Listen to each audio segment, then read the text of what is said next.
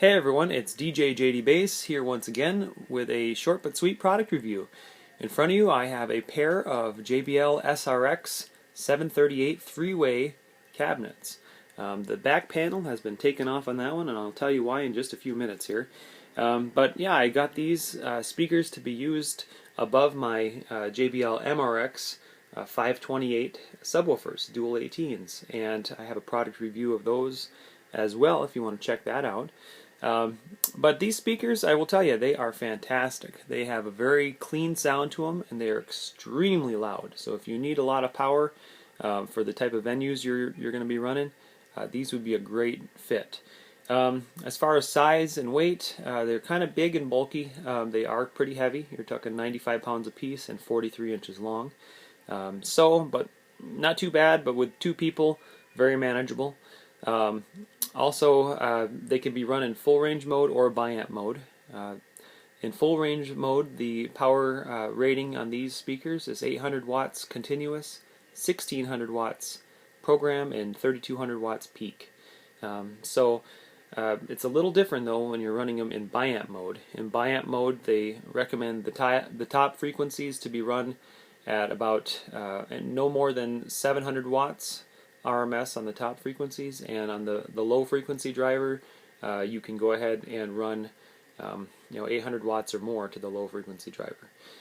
One interesting thing about these speakers is in full range mode the sensitivity of them is only 95 dB, which in a full range speaker is pretty low. But the reason they did that is the low end driver, the low frequency driver, it actually has only a sensitivity of 95 dB, so they basically numbed the top section down to the same sensitivity, so that when you're playing music through these in full range, the top section will match the bottom section for volume.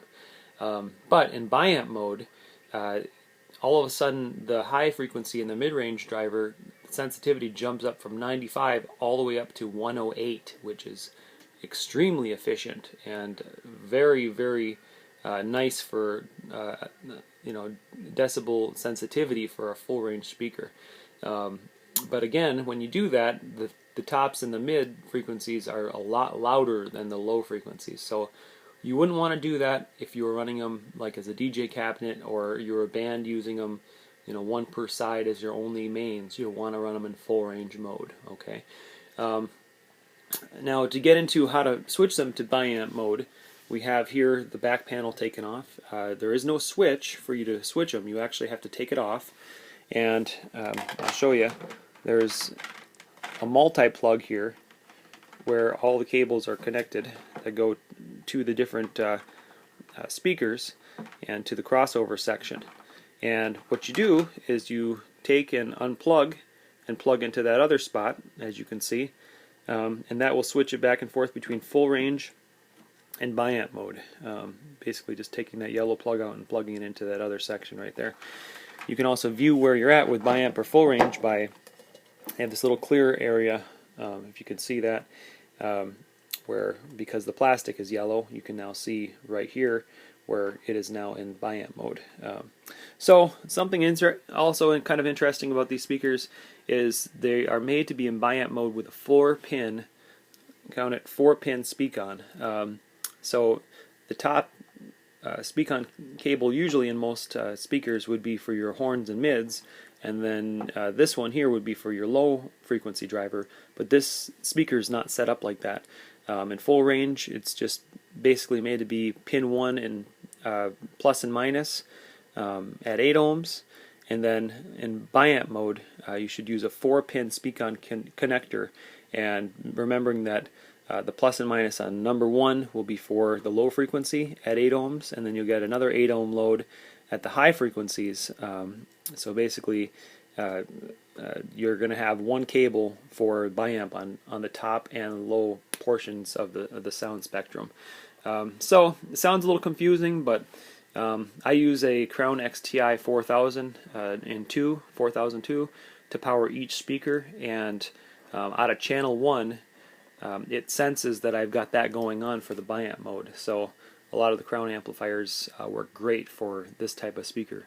And how I'm going to be using it, the top frequencies will be getting 650 RMS, and the bottom woofer will be getting 650 RMS as well, which is a little low for the 18 in these speakers, but I'm going to be running them with subs, so I don't need all that low-end energy coming out of them.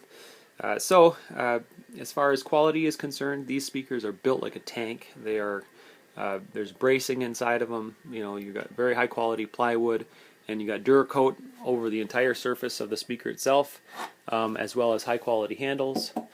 And on the bottom, it's got rubber feet too if you need it. They do not have pole mounts on them. These speakers are not made to go on a pole. They're made to either be put on subs like you see, or they're made to be put on the stage. If you put them on the floor, they're kind of low. They're only, like I said, 43 inches high, so they're not going to be up over the crowd. So that's just something to consider. And if you buy these, used, because they don't have them, they're discontinued at this point, so you got to find them used. A lot of times you can get them for, $1,200-$1,500 for the pair, and you'll be doing really good. So they're very versatile speakers, very high quality, and you can't really go wrong with a JBL SRX speaker, no matter what kind it is. So also a couple other product reviews coming your way. I got some other crown amplifiers, an iTech 4000, the XTI 4002. I'm going to do a review on those, as well as I've got another review up for the SRX712, which is a monitor or a main speaker.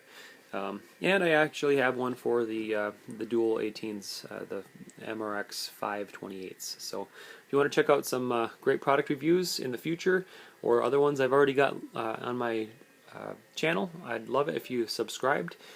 Thank you so much for watching, and have a great day.